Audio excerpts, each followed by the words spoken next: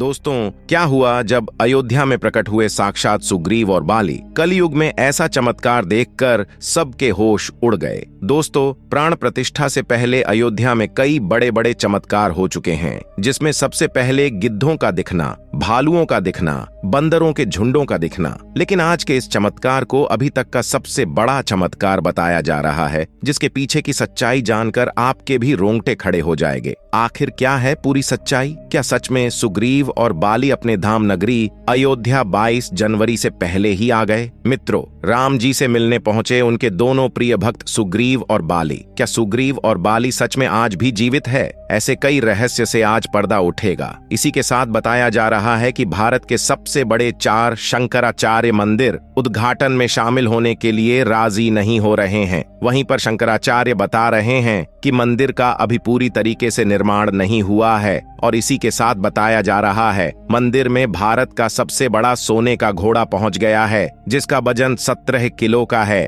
वहीं गुजरात के वडोदरा से 108 फीट लंबी अगरबत्ती भी पहुंच चुकी है, जिसका वजन 3500 किलोग्राम है। वहीं पर राम भक्तों ने 21 क्विंटल का घंटा भी मंदिर में पहुंचा दिया है। वहीं मंदिर के यज्ञ के लिए राजस्थान से 650 किलो देसी गाय का घी भी मंदिर में पहुंच गया है। वहीं पर नेपाल की जनकपुरी से अयोध्या के लिए एक साथ 1100 से ज्यादा टोकरी में मिठाई, सोने चांदी के जेवर, कपड़े, उपहार बांधकर जनकपुर वासी अयोध्या ला रहे हैं। वहीं आपने देखा होगा राम भक्त अपने प्रभु श्री राम के लिए कोई सोने का तीर कमान भेज रहा है, तो कोई खड़ाऊ, तो कोई वस्त्र भेज रहा है। आज की इसी वीडियो में शुरुआत करने से पहले अगर आप एक सच्चे सनातनी हिंदू हैं और राम मंदिर बनने से बेहद खुश हैं, तो इस वीडियो को लाइक करें और कमेंट बॉक्स में जय श्री राम जरूर लिखें। अयोध्या में राम मंदिर की प्राण प्रतिष्ठा की तैयारी जोर शोर से चल रही है। पूरी अयोध्या को दुल्हन की तरह सजा दिया गया है। 22 जनवरी 2024 को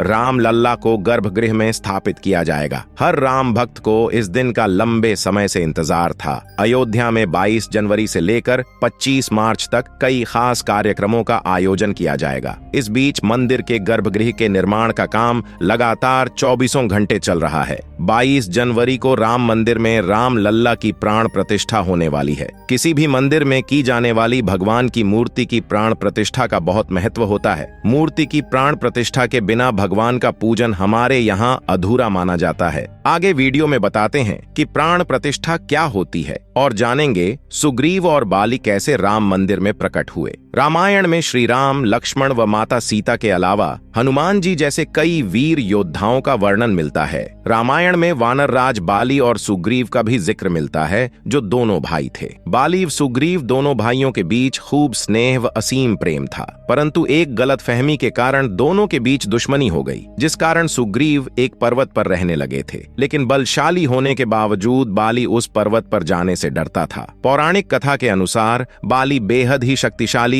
व पराक्रमी वानर योद्धा था। एक समय दुंदुभि नाम का असुर बाली से युद्ध करने के लिए पहुंच गया। दोनों के बीच मल युद्ध शुरू हुआ और बाली ने दुंदुभि का वध कर दिया। इसके बाद बाली ने उसके शरीर को कई किलोमीटर दूर फेंक दिया, जिस कारण उसके शरीर के रक्त की कुछ बूंदें मतंग ऋषि के आश्रम में गिर गईं। इससे मतंग ऋषि बहुत क्रोधित हुए। रामायण में वानर राज बाली और सुग्रीव की कथा का वर्णन विस्तार से बताया गया है। साथ ही तुलसीदास द्वारा रचित रामचरितमानस में वानर बंधुओं का उल्लेख है। सनातन धार्मिक ग्रंथ रामायण में निहित है कि वानर राजा सुग्रीव ने वनवास के दौरान सीताहरण के बाद लंका नरेश रावण संग युद्ध में मर्यादा पुरुषोत्तम भगवान श्री राम की सहायता की थी। इस युद्ध में वानर सेना की मदद से भगवान श्री राम ने रावण और उनकी सेना को परास्त किया था। जब सीता हरण के बाद भगवान श्री राम और लक्ष्मण वन में माता सीता की तलाश कर रहे थे, उस वक्त उनकी मुलाकात परम भक्त हनुमान और वानर राजा सुग्रीव से हुई थी। सुग्रीव भी अपने भाई बाली के डर से छुपे रहते थे। वानर राज बाली को तपस्या भंग करने की वजह से मतंग ऋषि का श्राप मिला था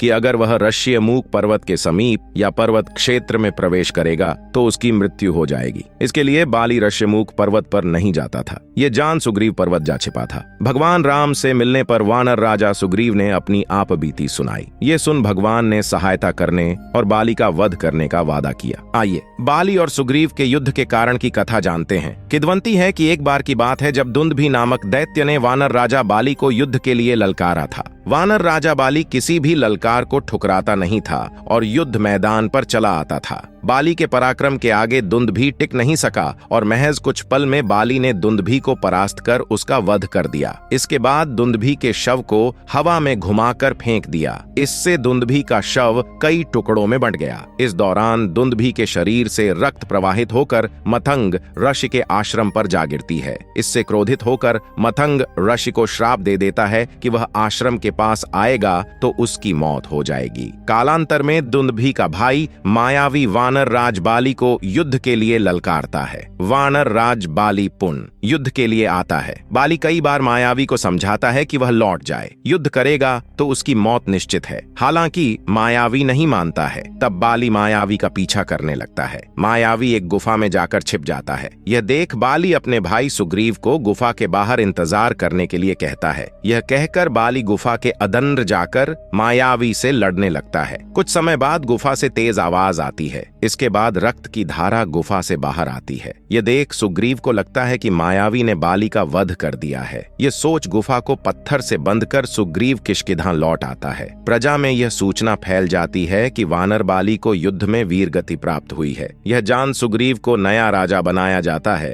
कुछ दिनों बाद बाली पुन लौटकर अपने राज जाता है। यह देख सब हैरान हो जाते हैं। क्रोधित बाली अपने भाई के कार्य से अप्रसन्न हो जाता है और तत्काल राज छोड़ने का आदेश देता है। हालांकि सुग्रीव की पत्नी को जाने नहीं देता है और अपने साथ रख लेता है। इस वजह से वानर बंधुओं के बीच युद्ध हुआ था। अब वहीं पर आपको राम मंदिर से जुड़ी और जानकारी देता हूँ। सनातन धर्म में किसी भी मूर्ति की प्राण प्रतिष्ठा बहुत महत्वपूर्ण मानी जाती है। प्राण प्रतिष्ठा मूर्ति स्थापना के समय किया जाता है। किसी भी मूर्ति की स्थापना के समय उस प्रतिमा रूप को जीवित करने की विधि प्राण प्रतिष्ठा कहलाती है। प्राण शब्द का अर्थ जीवन शक्ति और प्रतिष्ठा का अर्थ स्थापना होता है। ऐसे में प्राण प्रतिष्ठा का अर्थ जीवन शक्ति की स्थापना करना या देवता को जीवन में लाना होता है। बिना प्राण प्रतिष्ठा के कोई भी मूर्ति पूजा के योग्य नहीं मानी जाती है। दोस्तों, प्रभु श्री राम का मंदिर अयोध्या में बनकर तैयार हो चुका है, लेकिन अब भी एक ऐसी चमत्कारिक घटना और सामने आ गई है जिसे देखकर हर कोई हैरान है, जो गिद्ध पिछले कई सालों में हमें नजर भी नहीं आए। अचानक अयोध्या के अंदर बड़ी संख्या में गिद्धों का झुंड पहुंच गया है। कई लोग इन्हें साक्षात जटायु कह रहे हैं, जो भगवान श्री राम के मंदिर की प्राण प्रतिष्ठा में शामिल होने के लिए आए हैं। लोगों को हैरानी इसलिए हो रही है क्योंकि जो गिद्ध की प्रजाति विलुप्त होने की कगार पर है, साल 2000 के बाद इतनी संख्या में कहीं पर भी नजर नहीं आए और इतनी बड़ी संख्या में अयोध्या पहुंच जाना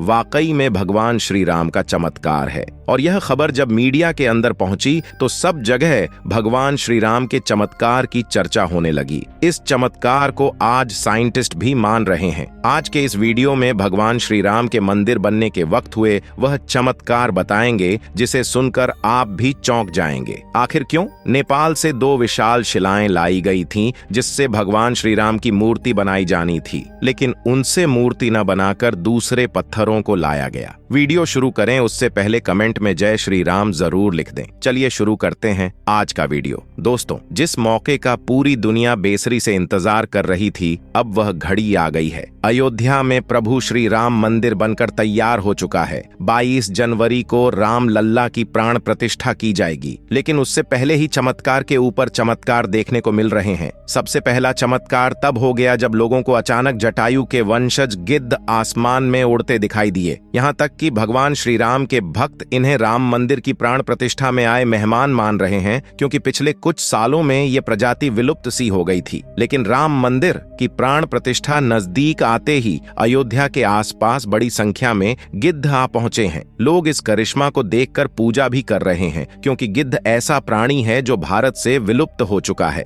ऐसे में प्रभु श्री राम की प्राण प्रतिष्ठा से पहले ही वह कैसे दिखे, इसे लोग भगवान का चमत्कार मानकर पूजा कर रहे हैं। अब दोस्तों, यह इतनी बड़ी बात कोई सहयोग तो नहीं हो सकती है। दोस्तों, कुछ बुद्धिजीवी लोग रामायण के होने पर ही सवाल उठाते हैं। उन लोगों का मानना है कि रामायण असल में एक कहानी थी। मगर दोस्तों, आज भी रामायण से जुड़े हुए कई सारे ऐसे सबूत मौजूद हैं जो हर किसी को मानने के लिए मजबूर कर रहे हैं। भगवान राम ने जो पुल बनाया था लंका जाने के लिए, वह आज भी मौजूद है। उसे वैज्ञानिकों ने भी माना है। वैज्ञानिकों ने उसे देखकर कह दिया कि यह कोई प्राकृतिक नहीं है, बल्कि यह इंसानों द्वारा बनाया गया पुल है, और जिस जगह पर वह पुल बनाया गया था वह आज भी उसी जगह पर मौजूद है। उस समय भगवान श्री राम ने अपने चमत्कार से पत्थर को पानी के अंदर तैरा दिया था, और उन तैरते हुए पत्थरों पर कदम रखकर वानर सेना लंका में गई थी। दूसरा सबसे बड़ा सबूत रावण खुद की लंका है। रावण की लंका आज भी मौजूद है, और यह चमत्कार भी बहुत बड़ा सबूत है।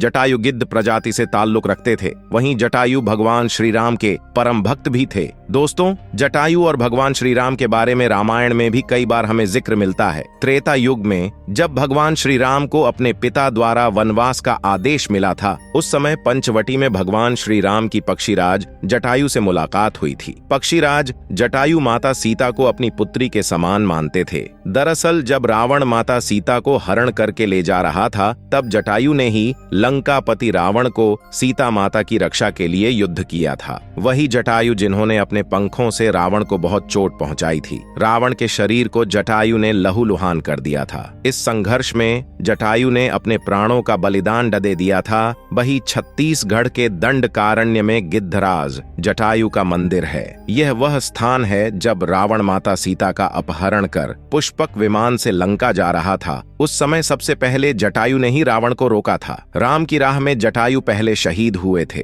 राम कथा में प्रसंग आता है जब जटायु के भाई संपाति ने कहा कि मेरे पंख कमजोर हैं, मगर आंख दूर की चीजें देख सकती हैं, इसीलिए मैं सीता जी को लंका की अशोक वाटिका में बैठी देख रहा हूँ। इसलिए लोग इन्हें साक्षात जटायु के वंशज मान रहे हैं। दोस्तों, अयोध्या नगरी के अंदर ही भगवान श्री राम का जन्म हुआ था, जिसका जिक्र वाल्मीकि जी की रामायण में भी है। सालों तक चले राम राज्य के बाद जब श्री राम ने जल समाधि ले ली तो अयोध्या नगरी सूनी हो गई थी। पौराणिक मान्यताओं के अनुसार उज्जैनी के राजा विक्रमादित्य जब यहाँ घूमने आए तो उन्हें उजाड़ भूमि पर कुछ चमत्कार दिखाई देने लगा। जब उन्होंने खोज की तो पता चला कि यह श्री राम जी की जन्मभूमि है। इसके बाद उन्होंने यहाँ श्री राम के एक सुंदर भव्य मंदिर का निर्माण कराया, जिसमें काले रंग की कसौटी पत्थर वाले 34 स्तंभ थे। समय समय पर यहाँ राजाओं ने मंदिर की देखभाल की, लेकिन 14वीं शताब्दी में जब भारत में मुगलों का शासन हुआ तो श्री राम जन्मभूमि को नष्ट कर वहां बाबरी मस्जिद बना दी गई। 1525 में राम जन्मभूमि मंदिर को बाबर के सेनापति मीर बांकी ने ध्वस्त करवाया था। बाबरी मस्जिद की 3 गुंबद थी, जिसके बाहरी हिस्से में एक चबूतरे में श्री राम के बाल स्वरूप की पूजा होती थी। इसे राम चबूतरा कहते थे। लेकिन 1950 में बाबरी मस्जिद के मुख्य गुंबद के ठीक नीचे वही मूर्ति निकली जो सदियों से राम चबूतरे पर विराजमान थी। बाबरी मस्जिद और राम जन्मभूमि मंदिर पर सालों चले विवाद के बाद आखिरकार श्री राम की अपनी जन्मस्थली पर प्राण प्रतिष्ठा हो रही है। अब एक सवाल ये है कि आखिर अयोध्या में भगवान श्री राम की मूर्ति बनाने के लिए नेपाल से 2 विशाल पत्थरों को लाया गया था। इन पत्थरों को लाने के बाद आखिर क्यों उन पत्थरों से मूर्ति नहीं बनाई गई? ऐसी क्या वजह थी कि नेपाल के उन 2 पत्थरों की जगह दूसरे पत्थरों का इस्तेमाल किया गया? दरअसल राम मंदिर के निर्माण का काम पूरा होने के बाद फरवरी में नेपाल के काली गंडकी तट से 2 शिलाएं अयोध्या लाई गई थीं। इन 2 शिलाओं का वजन 14 टन और 27 टन था। शुरुआत में इन शिलाओं से राम मूर्ति बनाए जाने की बात सामने आई, लेकिन बाद में पता चला कि इन शिलाओं को राम मूर्ति बनाने के लिए उचित नहीं पाया गया। भारतीय मीडिया में छपी कुछ खबरों के मुताबिक इन पत्थरों से मूर्ति नहीं बनाए जाने की एक वजह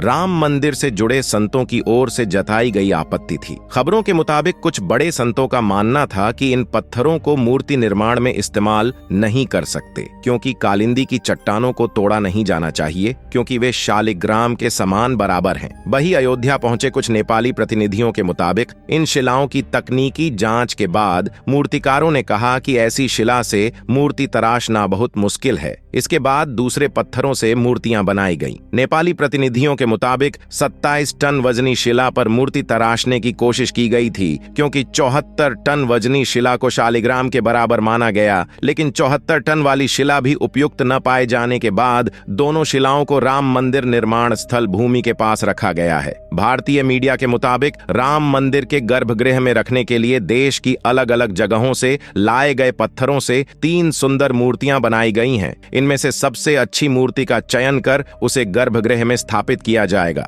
दोस्तों, अयोध्या में दुनिया का सबसे बड़ा विशाल मंदिर बन रहा है। लोग बेसब्री से इंतजार कर रहे हैं। राम मंदिर के लिए कुल 67 एकड़ जमीन है, जिसे 2 एकड़ में मंदिर बन रहा है। पहले मंदिर के मुख्य शिखर की ऊंचाई 128 फीट थी, अब यह 161 फीट होगी। 3 की जगह 5 गुंबद और 1 मुख्य शिखर होगा। वैसे तो साल 2020 में ही काम शुरू कर दिया गया था। प्रधानमंत्री नरेंद्र मोदी ने अपने हाथों से 5 अगस्त 2020 को अयोध्या में राम मंदिर की आधारशिला रखी थी। साल 1994 में बाबरी मस्जिद को गिरा दिया गया था, जिसके बाद हिंदू पक्ष और मुस्लिम पक्ष के बीच इलाहाबाद हाई कोर्ट से लेकर सुप्रीम कोर्ट तक बहुत लंबी कानूनी लड़ाई चली थी, जिसके बाद नवंबर 2019 में ऐतिहासिक फैसला सुनाया और आदेश दिया कि अयोध्या में विवादित जमीन पर मंदिर बनाया जाए। इस फैसले में यह भी शामिल था कि केंद्र सरकार मस्जिद के निर्माण के लिए सुन्नी वक्फ बोर्ड की 5 एकड़ वैकल्पिक जमीन उपलब्ध कराएगी। अब दोस्तों, आप मंदिर और मस्जिद को इसे लेकर क्या सोचते हैं? अगर आप भी सच्चे हिंदू हैं तो कमेंट में